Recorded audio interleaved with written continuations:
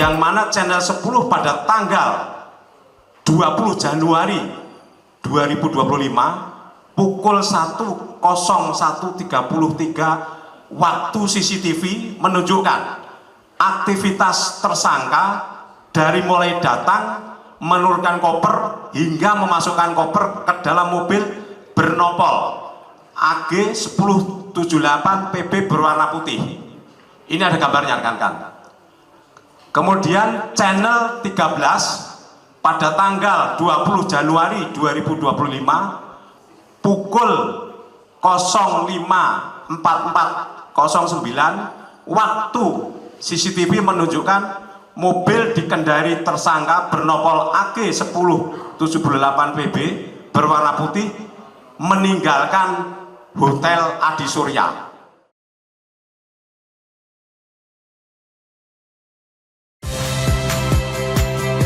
Saya Mahsister Tarigan. Saksikan program-program Kompas TV melalui siaran digital, pay TV, dan media streaming lainnya. Kompas TV, independen, terpercaya.